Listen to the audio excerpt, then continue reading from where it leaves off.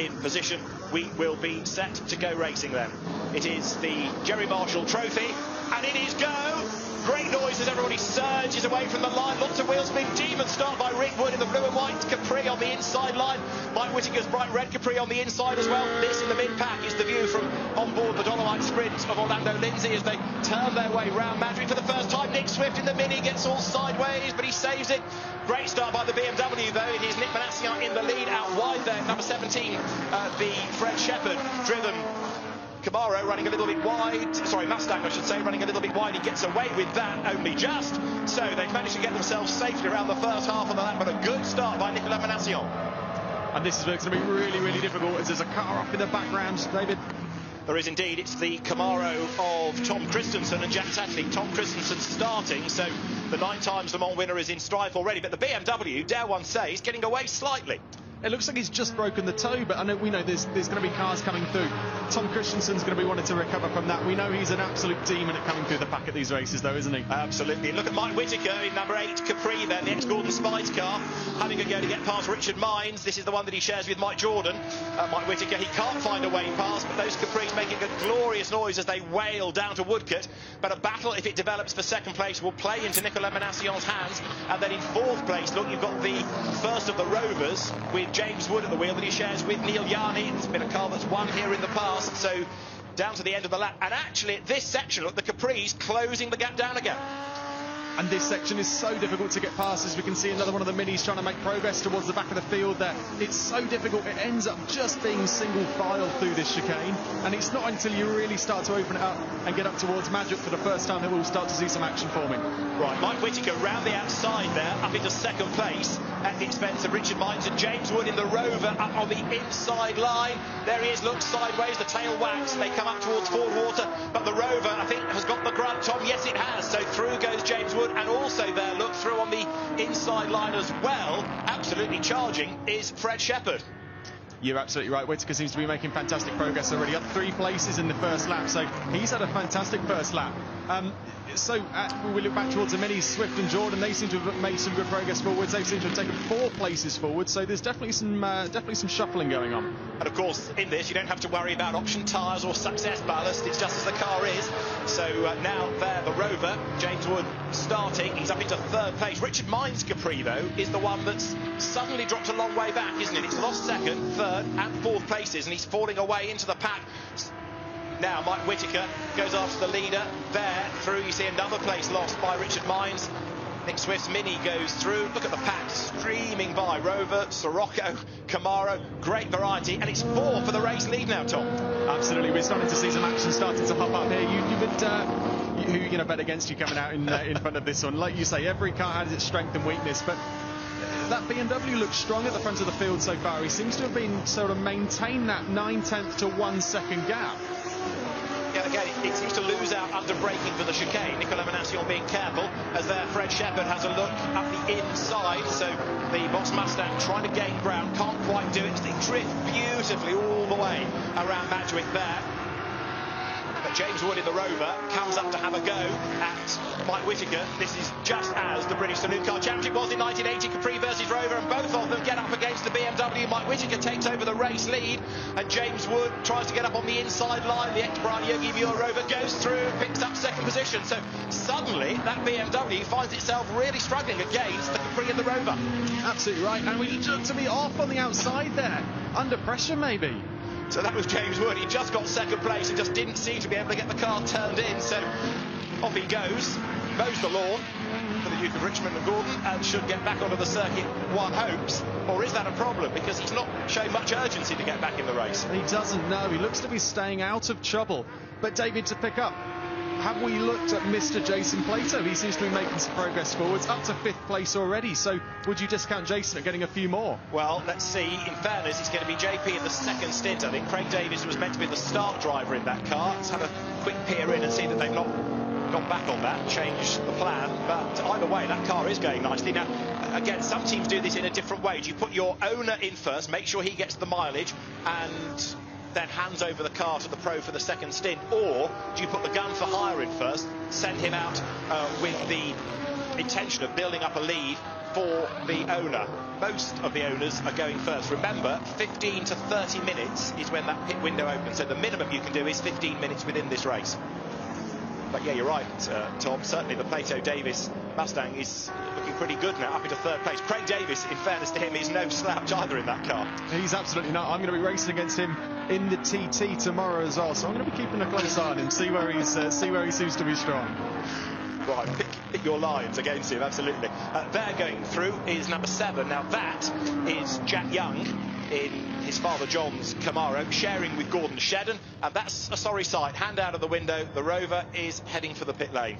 That is such a shame after that strong first couple of laps that we saw.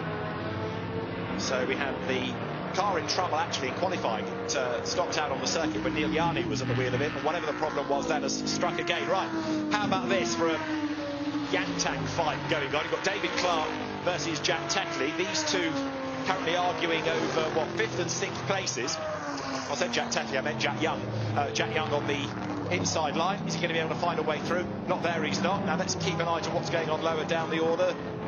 Headlights ablaze. There is Rick Wood in the Capri that he shares with Adam Morgan. And number 28 is the recovering Tom Christensen, 11th at the end of that lap. Big Swift getting all cheeky in the mini there. Look as he gets up the inside of Kerry Michael's Escort. Right, over the timing line. Tom Christensen has a go at Richard Mines, but interesting the way that Ford has really fallen back. Richard Mines there, look, in the red and white Capri, in the leading group early on, but the pace has just ebbed away. He seems to be struggling, you're absolutely right, and would you ever bet against Tom Christensen coming forwards? He's made 3 places even on that last lap, so he's on the attack, and you wouldn't bet against it being another couple of corners before he makes this move. You're right, especially with all the grunt that his Camaro has got. Now there, Jack Young is all over the back of David Clarke, and ahead of them is Nicolas Menassian, who had that lead early on. And again, after a couple of really good laps, his pace has dropped off. And it's not just you lose a position, you lose quite a few and a big chunk of time, because Nicolas Menassian is 5.5 seconds now adrift of the race leader. Really obvious. And once you get once you get out of that initial pack, it's very, very difficult to close the gap back up, because you fall out the rhythm, you fall out of that little bit of a slipstream, and you just fall out of all your braking parts, and you start to get onto a little bit of a downward spiral, so it's very difficult to get back into the rhythm as well. So then the onus is on the second driver in the second stint. Now, as far as the lead is concerned, Mike Whittaker, with his very original ex-Gordon Spice Ford Capri, is being caught by Fred Shepherd for the second stint. Mike Jordan versus Andre Lotterer in those cars. That's going to be a fight to savour, isn't it? Absolutely right, and that Shepherd car seems to be very, very strong. 2 purple sectors in the first two, and then with the fastest lap on the last lap by quite a chunk. So 9/10 different to the race lead. He's definitely going to be closing that down. Absolutely right. So at the moment it seems that having lots of horsepower is the way to go, because you've got lots of these big V8 cars chipping their way forward. Now, of course, something else I suppose we need to factor in, especially in the context of the Camaros or the Mustangs, is 45-minute race breaks come the end. And tyres as well. It's although it's a very fast circuit, it's very, very hard on both brakes and tyres, and especially when you're up behind, when you're right behind traffic, everything's going to be getting hotter. Your engine's going to be getting hotter. Brakes are suddenly going to be becoming a factor towards the end of the race, and especially with these heavy cars, that's where they're going to start to struggle as the race goes through. Good Capri battle here as well, as Richard Mines tries to fend off Rick Wood, who specialises in building engines for Capris. And this is about to be a lead change, is it not? Mike Whittaker comes under attack from Fred Shepherd, and the Boss Mustang, it's an older car, but it's got a bigger engine, it's got lots of horses to unleash in a straight line. Through it goes, but Mike Whittaker will be very late on the brakes on the outside line. Can he stand his ground? Not quite. Tries to get the undercut towards the chicane. He still has a look. Great racing this between these two. And did you see those brakes glowing orange into the last corner? So already, how long are we in? We're only we're at 20% race distance already, and brakes are already getting that hot. Now I'd be a bit worried about that. It's fine. They have a rest. 2-minute pit stop. It'll be fine. But even in a modern, never mind a period touring car, brakes can be an issue. Just ask Dan Camish from the BTCC of last season. Right, look back to Nick Menassian. How's he getting on? He's down in 5th place, and Tom Christensen is all over the back of him, recovering, sawing away at the wheel. Then goes from the outside to the inside. You see the car twitching as TK unleashes the power, charges through on the inside. But again, the heart, oh, that's not a good sign. Nick Swift's Mini in the pits already, and that's of course before the pit window. It is very rare that a Nick Swift-tuned car has a problem, but that does not look good, does it? It doesn't, no, and there's a little bit of smoke around the front of that. You've worried that's probably going to be terminal, and even if they can get back out, they're going to be so far down the pack. And Kerry Michael is also stranded. That's going to deprive Mark Blundell of a go. So all of a sudden, with just under 5 minutes of the pit window opening, 2 quick cars in strife, so Nick Swift and Andrew Jordan would have taken that over. Good battle going on here between Jack Young just being able to keep Tom Christensen at bay. It's something he can dine out on, won't it? Jack Young in his father's Chevrolet Camaro keeping the similar car of Tom Christensen at bay. The red and white one there you see in the hands of Tom Christensen. Pole position for the 1978 Spa 24 Hours. Now, Richard Longman versus Richard Longman here.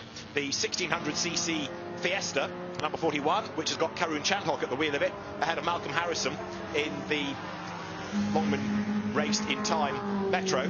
Students of the Fiesta will notice that's the American 1600cc car because it's got brown headlights, not the square ones, and it was a bit of a cry foul at the time because people said, well, you can't buy it in the UK, how can you race that in the British Saloon Car Championship? But it was on sale in the States. Now for the lead, perhaps not surprisingly, Tom, now that the grunt and go Mustang has hit the front, it has extended that margin to over 7/10 of a second. It has, but we're starting to see lap times drop off already. We can see their fastest lap was a 1:28.9 on lap 5. We're only 2 laps later, we're into the mid-33s, so we're already starting to potentially notice a little bit of tyre degradation, and we also saw from those glowing brakes earlier on, they're already going to be starting to notice that. So we have then the car there in the hands of Craig Davis turning his way through, and we're heading towards the pit stop window here at Goodwood within the Gerry Marshall Trophy. And those pit stops are going to be coming up when you rejoin us after the break. So the battle continues up front, and the 7/10 of a second margin set to extend. Now, Tom Ingram was talking a little while ago about the Craig Davis Jason Plato Mustang that's up into 3rd place, and that's becoming an increasingly dark horse, you could argue, because it is closing on the Mike Whittaker Capri. Here is the leader, Fred Shepherd, swinging out of the chicane, but the gap's coming down and down, 2nd to 3rd. Where else do we look? Well, everywhere there's a battle going on pretty much. More variety evinced by the Volkswagen Sirocco there, number 36, which is the car of Jim Morris and Tom Shepherd. Tony Lanfranchi, another national racing legend, drove that car in the championship in its time. But actually the Sirocco is staying with bigger engine cars quite well there. He's doing very well, and just to jump forwards towards the front of the pack, do we mention Tom Christensen up to 4th place? Good spot. Yeah, going nicely, so he's put himself ahead of David Clarke and ahead of Jack Young, and all of that means that Nicolas Manassion's pole-sitting BM is falling back in the pack. 8th is the father and son Blomqvist entry. Stig, who's been out of the rally stage just a few minutes ago, starting, and son Tom, Spa 24-hour winner and DTM hotshot of years past, he will take the car over. So there's a lot to shake out of this race. The order that we have now is by no means guaranteed to the very end. As there you see the Fabergé liveried Ford Capri. Stuart Graham carried the colours Imperial, but that's the car of Ludovic Lindsay and Charlie March. Right, Mike Whittaker was in 2nd place at the start of the lap. Is he still there? Have a look up the road. Yes, he is. He's losing ground relative to Fred Shepherd, but he's fending off the challenge of Craig Davis behind as the cars now come through Woodcote. But the pit window is going to be open in just over a lap's time, isn't it? So in many cases, the owner, I would expect, slower driver, will come in early, get the gun for hire into the car. Slippery surface flag being shown there by the marshal, but up towards the line now goes Fred Shepherd, goes by, the gap up to 1.2 seconds. Fred has done a really good job in this to set the fastest lap thus far. Everybody else getting themselves ready in the pit lane, ready for that 2nd stint. So the window's going to be open imminently. And there'll be some nervous faces down in the pits. Just as you start to watch, you counting the laps down, you get a message from the team saying, right, they're going to be in this lap or next lap, whatever their strategy may be. And you always have your nervous energy just before you're getting out into the car. And there is still Jack Young keeping at bay Nicolas Manassion, a Camaro, which is a recreation of the Camaro that James Hunt used to win the Tour of Britain in 1973, which was part rally, part race. And as they come now through forward water up towards St Mary's. Get past the Pheasant, which has just positioned itself on the inside of the road for a good view. And now down towards St Mary's, BMW crawling all over the back of the Chevrolet. Where does the move come? Or indeed, is it going to be on the pit stops? And then you get the second drivers into the cars. Well, let's see. Through the right, Nicola Manassian will give way to Nick Padmore. Jack Young will give way to Gordon Shedden. I mean, there are going to be some star drivers in the second part of this race. There's going to be some real star drivers, and even though you know you're coming in a couple of laps' time, you still want to be the person that's managed to make those last few places before you hand over to your teammates and let them carry on. Absolutely right. Tom Christensen sideways. Now that lead gap to the eye looks a little bit less. I suspect the timing screen will prove me wrong. Yeah, it is up by 0.2 of a second. But actually, Mike Whittaker, to be fair to him, is staying in touch. They're dabbing on the brakes, and the cars drifting their way around Madgwick. Go the top two. So there, number 17 leads the way. So the Boss Mustang up front, Fred Shepherd to give way to Andre Lotterer. Behind Mike Whittaker's Ford Capri. Smaller engine car, but even so, staying in that lead group as they work their way now towards St Mary's. And without wanting to sound like a broken record.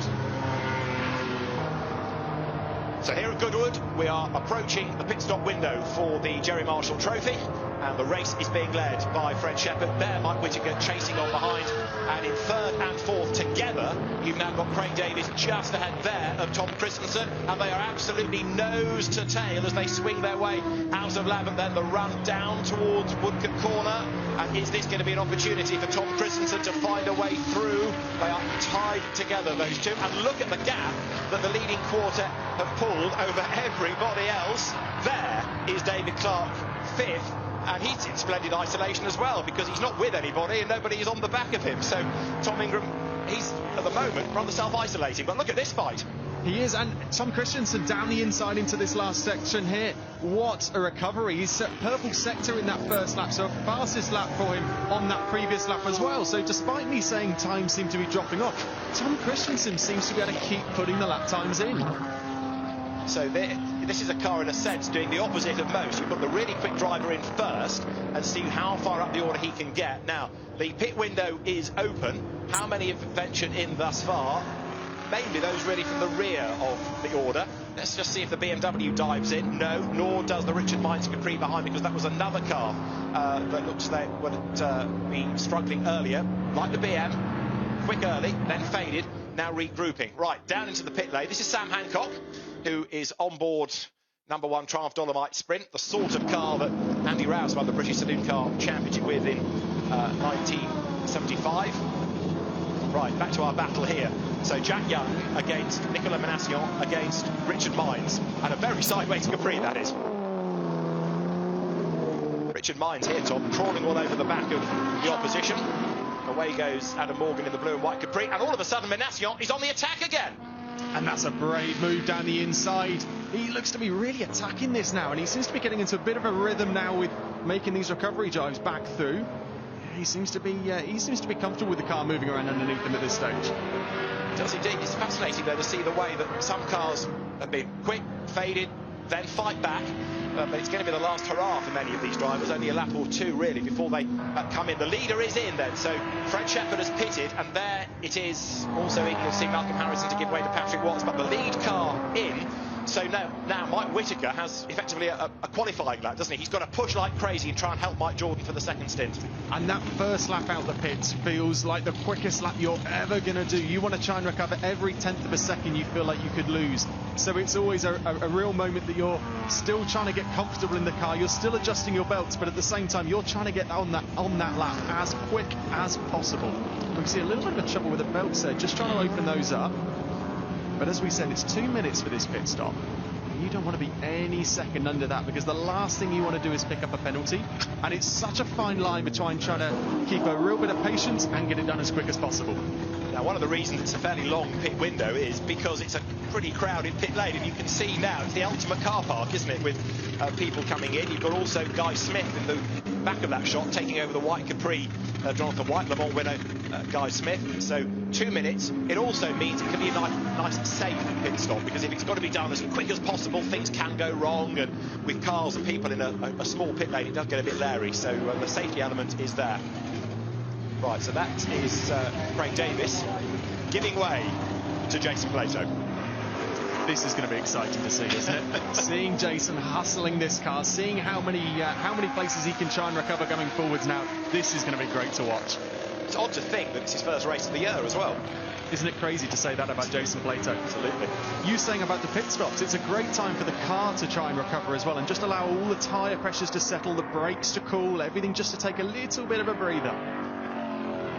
So hands devices having to be factored in as you get the belt sorted out for some of the drivers here. Now there is the Anthony Reid Trans-Dolomite Sprint going through shot. Nick Padmore, Goodwood Motor Circuit lap record holder, has now been installed into the UFO Jeans BMW. Down the pit lane goes Andre Lotterer. So Formula E racer, Le Mans winner, single-seater star, out he goes. And now you've got to go as fast as you can and remember what the car is like, and also find out what the track conditions are like.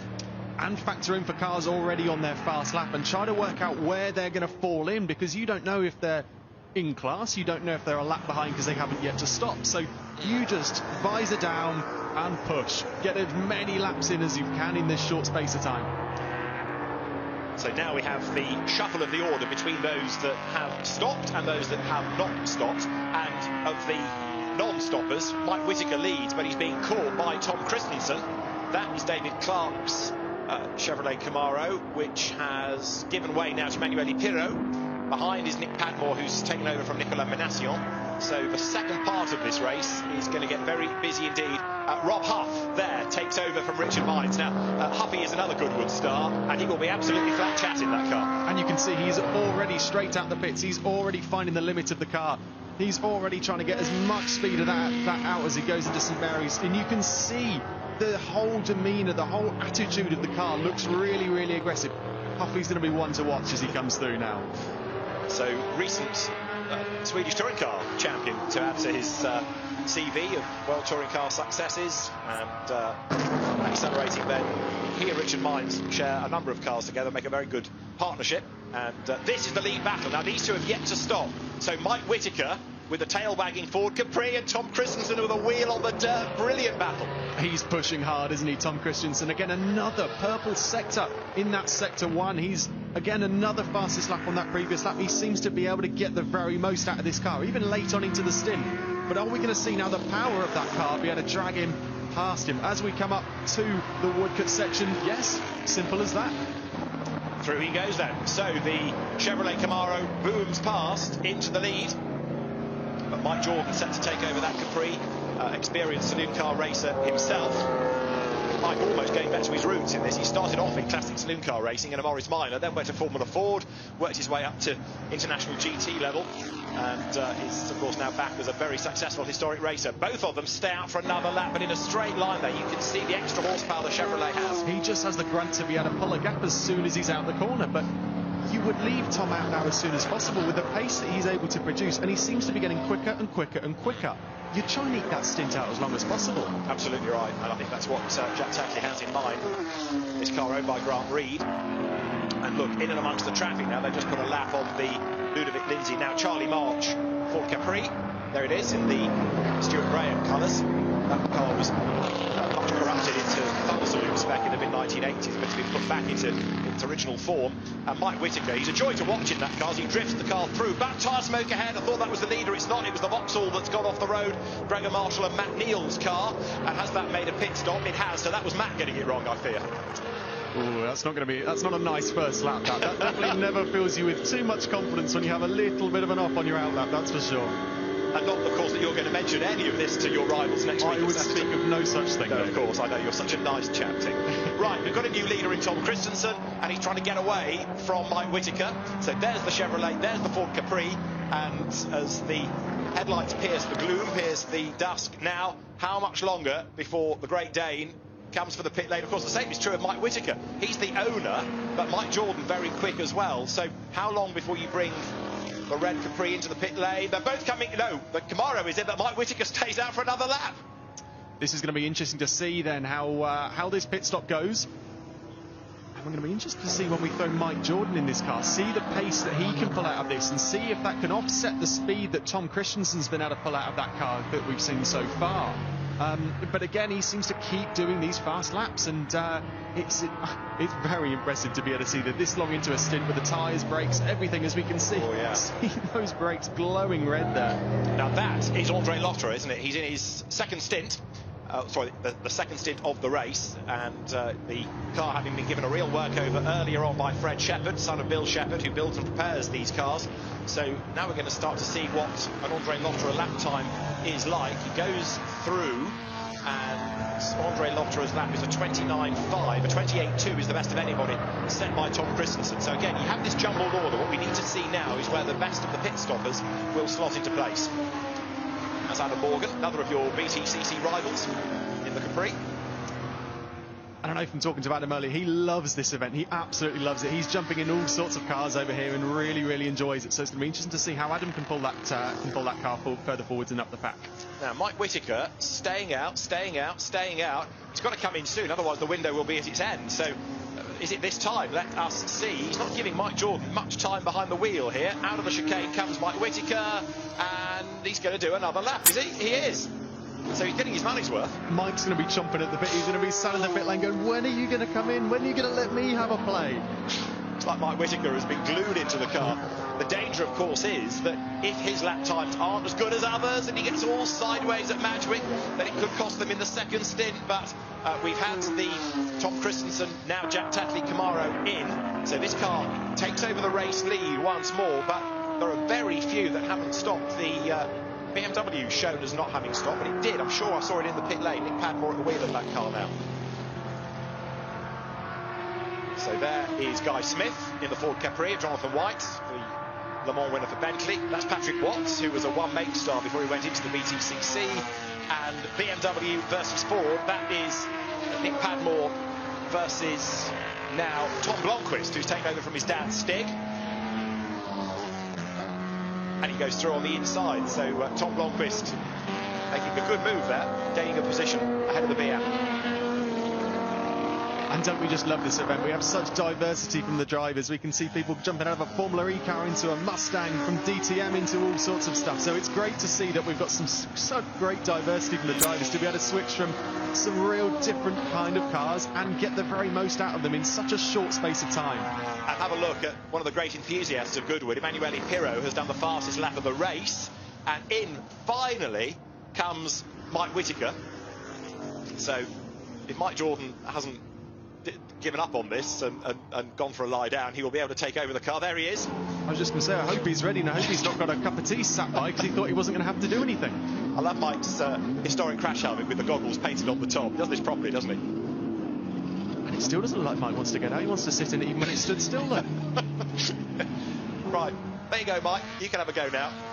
Right, let's see the car that Tom Christensen there has handed over to Jack Tetley, come out of the chicane.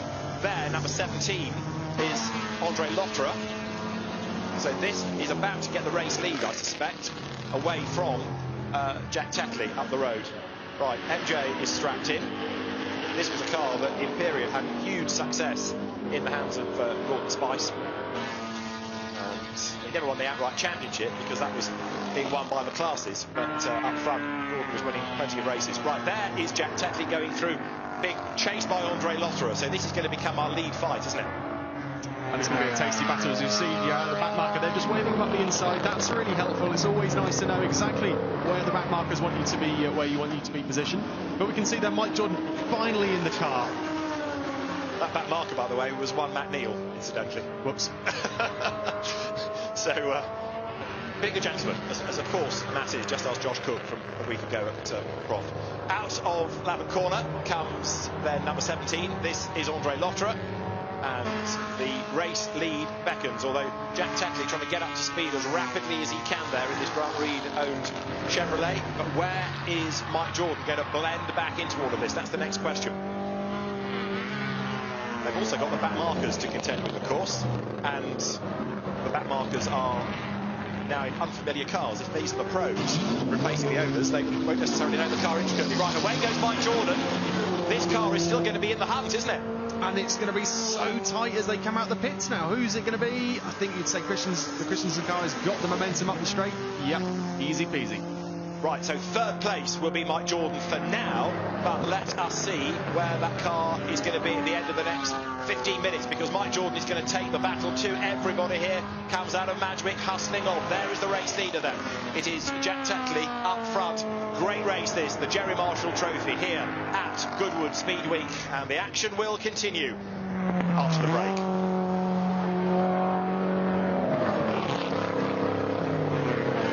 So, action here at Gooodwood with the race-leading car there now being Jack Tetley, being chased by number 17, Andre Lotterer, being chased by the Capri number 8 in the hands of Mike Jordan. So, there's an awful lot going on in this race, Tom. There absolutely is, and again, I know I keep picking up on it. Such beautiful scenes now as we can start to see the light dropping. The lights are really starting to pop on the car.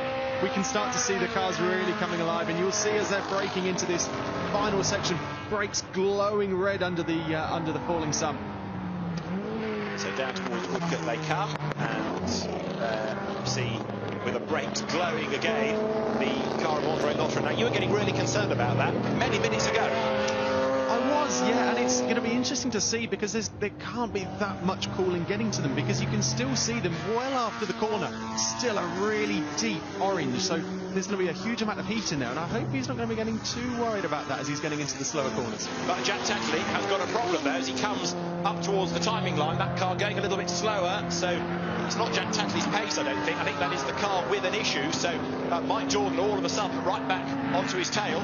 So, sideways, Mike Jordan up the inside there. Has the Camaro picked up pace again? It just about has. Mike Jordan's not breezing past. No, can't do it. So, was that a misgear? What do you think? I don't know, but I tell you what, full respect to Mike Jordan for being able to get straight out the pits, straight onto the pace, and get pushing on as quick as possible, because he's really starting to rescue this race now. He is indeed, and they get through the traffic. The Mini on the inside there, just dispensed with. That was Colin Turkington, who suddenly discovered that there was this battleship alongside him. Chalk and cheese, look at the two differences in sizes between those cars. I bet Colin could have felt the car near him rather than see him in the mirrors. But is that Mike just getting a bit of an undercut? He's had to bleed out the power there as the door just gets shut in his face. I don't think he's going to quite have the pace to get past him down into Woodcote this lap. But it's through the corners, isn't it, where the Capri has the advantage over the grunt and go Chevrolet Camaro, which of course at the end of the lap straight will have to throw out the anchor a bit sooner than will the Ford Capri. So is this going to be a chance for Mike Jordan to catch back up again, balancing the car against the throttle there, drifts it through, doesn't actually close the gap too much. So bear in mind that a lap ago that Chevrolet looked to be really struggling. Now it's stabilised again, and actually come the end of the lap it's advantage Chevrolet once more. And I wonder if he's just being able to see exactly where Mike's quicker than him and start to just slow the car up a little bit more at the apex, get on the power a little bit earlier, and work out his strengths and Mike's weaknesses in this car. So the race order is Andre Lotterer leading, and this is the fight for second place. So you've got Jack Tetley ahead of Mike Jordan as the two of them run now up towards the Ford Water right and then on towards St Mary's. There in fourth place is Jason Plato. He's not rusty, is he? He's absolutely not rusty. Again, full credit to him. He's been able to jump into this car and be straight on the pace at a very, very strong pace as well. So full credit to Jason. He's doing a very, very good job. It's his kind of car, isn't it? It's one you can really hustle along. It's one that's got character. Mike Jordan then in the Capri chases after Jack Tetley, who in fairness is doing a very good job here. He's that time holding up against the opposition, even though Andre Lotterer is escaping up the road. I'm starting to see purple sectors coming up on the timing screens again now. Is that Emmanuel Pirot starting to make a little bit of progress now with a very, very strong sector one? So he's definitely on the push to try and recover something out of this race. Yeah, Emmanuel is chasing after Jason Plato, isn't he? And then Rob Huff is 6th, Gordon Shedden is 7th, Tom Blomqvist is 8th, Nick Padmore is 9th, and in 10th place it is Dario Franchitti. How's that for a roll call? That is a hell of a name call, is it not?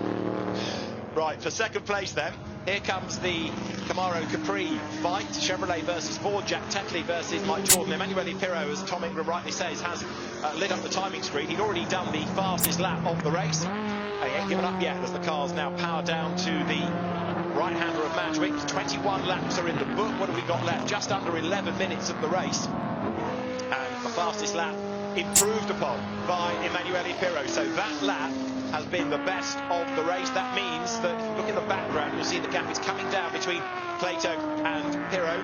It was 3 seconds, but it is going to be even less than that as the cars now work their way into St Mary's. There, though, is the race leader. Andre Lotterer just has to preserve that gap. And really now it's about looking after the car. He'll see in his mirror. He's got a nice gap. So Andre Lotterer leads as we work here, lap 22.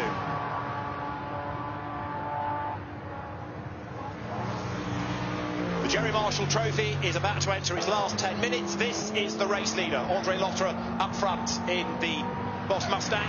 And behind it is Jack Tetley, just being able to fend off the challenge of Mike Jordan, as with lots of tyre squeal and curb hopping, Andre Lotterer flings the car through Woodcote. Now, we did have a bit of a sort out in order to put Lotterer into the lead, and it was here out of the chicane. Jack Tetley's Chevrolet suddenly seemed to slow right down. That was enough to release Andre Lotterer, and it brought Mike Jordan back into the mix. But whatever the problem was, might have been a misgear for the Chevrolet Camaro. It has picked up its pace, and it is there in second place. So 9.5 minutes and counting. David Anderson and Tom Ingram trackside for the Gerry Marshall Trophy. And now, Tom, Andre Lotterer looks to have this all under control, but still we've got these orange brakes glowing when he applies the pressure to them. And you can still see them still orange as he's halfway down the straight, even through full water. So there's still plenty of heat in that. And despite me saying now, he's just got to kind of get it home. He'll have an eye on his mirror. He's pushing, and he still looks to be getting some fast laps in. Number 1 Dolomite Sprint of Sam Hancock goes a lap down against Mike Jordan. So Mike Jordan is in 3rd place in the Mike Whittaker car. Jason Plato is 4th behind. And Emanuele Pirro has done the better lap of the race, and he's 5th. So it's all starting to concertina for 2nd, 3rd, 4th and 5th. Whereas Andre Lotterer, as long as the brakes stand up to all the punishment here, he's getting away. Look back from the Dolomite Sprint. Sam Hancock, with a 2-litre engine, he's flat out virtually all the way round. He absolutely is, and you can hear that engine screaming for mercy as it's coming out of the slower sections now. But look at the speed difference between these two cars now. That was Jason Plato charging past. Dolomite Sprint probably wobbles with the draft that the Mustang creates, but look how close Plato is getting to Jordan, and Pirro is getting closer to the pair of them. So this is developing really nicely with 8 minutes to go.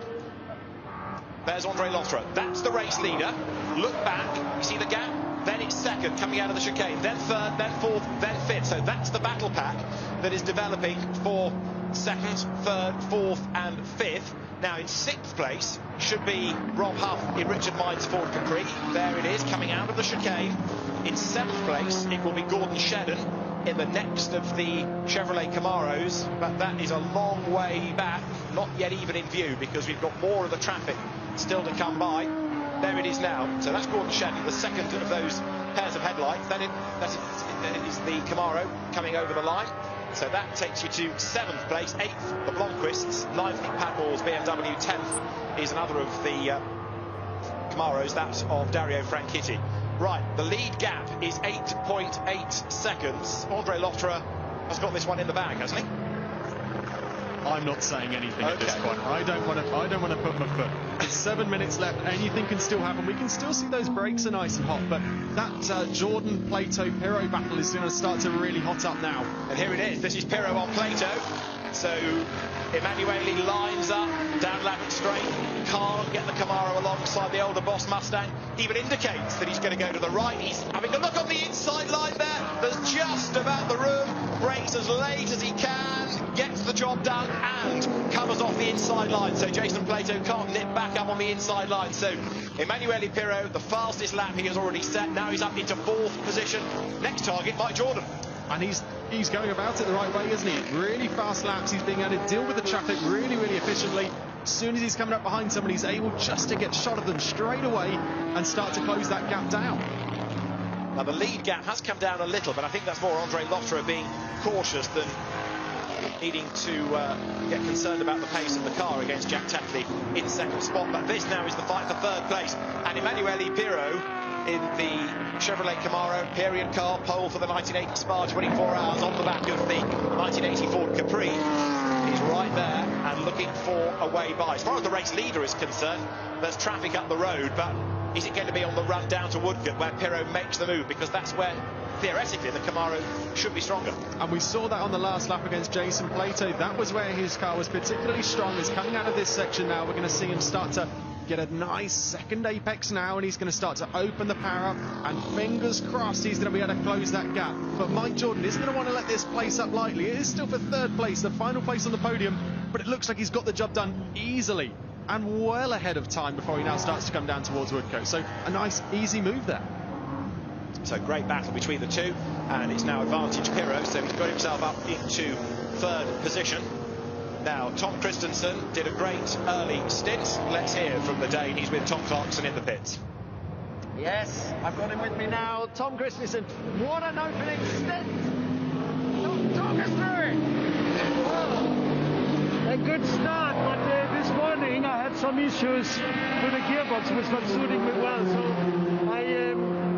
I had some issues, dropped right back, was even on the grass, and I was down in 22nd, but the car is working very good, except I can't use third gear. So I was using second as a chicane and fourth everywhere else. So I put fourth here and I went to fourth everywhere else. It seems to be good for the tires, but obviously the revs were very low at times, but that's how Jack is struggling as well. He don't have the third gear. Okay, well, it's going to be a cracking end to the race. Thanks, Tom. Yeah, thanks. So good to hear from Tom Christensen, and he is witnessing the car in second place. So Tom Christensen now having given way to Jack Tetley. 8.9 seconds is the lead gap, and then in third spot now it is Emanuele Pirro. There he is. Now what can Pirro do about Jack Tetley? That gap is 1.5 seconds. That is going to be another change. Look as they come down to Woodcote. So Emanuele Pirro, his brakes are going as well, but there's going to be another change here before the end, isn't there? Because Pirro is right up there with the second place Camaro now. You wouldn't bet against it with the pace he's had in this second half of the race. It's got to be done very, very quickly. You'd argue that, and he's already looking to be straight on the attack. Even with an indicator, he pulls past, very gentlemanly, and comes past. Easy peasy, wasn't it there? So through into second spot goes Emanuele Pirro, and he can't surely in the remaining 3 minutes do anything about Andre Lotterer. He might be able to bring down the gap, but he's not going to be able to catch and pass unless Lotterer has a problem. But as far as the other situations are concerned, Mike Jordan versus Jason Plato, 4th and 5th could be one to watch, couldn't it, with the Capri and the Camaro. So look back, there they are. There is Mike Jordan, and Jason Plato is closing that gap down all the time. Pirro's last lap, by the way, was another best as Mike Jordan beautifully drifts through St Mary's. Stunning, and it's so great to see these cars driven so on the edge all the way through every single corner we get to. But you're absolutely right, David. This is going to be a very interesting battle in the last just under 2.75 minutes left of the race now. Can Jason get the attack done on Mike Jordan? Let's wait and see. So what have we got? 2.5 minutes and counting as Emanuele Pirro blasts past the Austin Metro. That predates even MG Metros that didn't appear in the championship until 83. But down towards Woodcote they come. Mike Jordan versus Jason Plato. Here they come. Jason will be very, very keen to get past that Capri if he can. He's going to get 2 more laps out of this race, I reckon, as they come now through the chicane. There's a whole galaxy of traffic, though, looming up the road, isn't there? Including there the Rover of... now Pat Blakeney-Edwards, number 16 Rover, the surviving Patrick Motorsport liveried car. So the leader goes by. Actually, the gap is coming down, not by much, but it's gone from over 8 seconds to just under 7. So it's down a bit, but still think that's Lotterer just looking after the equipment. You'd argue, even like you say, just under 2 minutes to go. 1 minute 45 seconds left of the race now.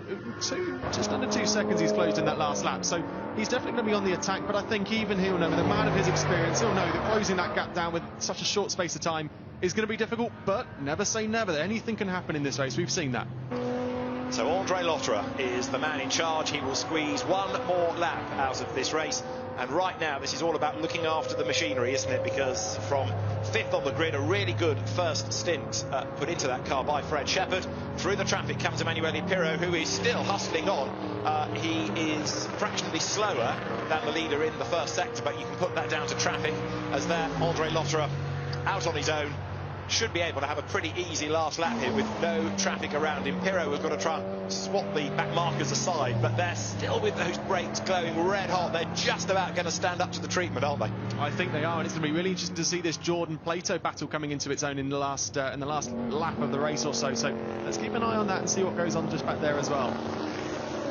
45 seconds on the clock. The flag might go early rather than do an extra lap. Let's see, it does. The checkered flag is out then, so an early checkered flag just because the light is going. So who is going to be second? It is Emanuele Pirro bringing the car home. Matt Neal goes through ahead of Patrick Watts, and a virtual dead heat for third. And I reckon Jason Plato might have just done that on the line, and he did by 1/10 of a second. That was for fourth place. So Tom Christensen and Jack Tetley third, and Jason Plato gets ahead of Mike Jordan by 1/10. 45-minute race split by 1/10 of a second. How crazy is that? Insane, isn't it? And then in sixth place, Richard Meyer.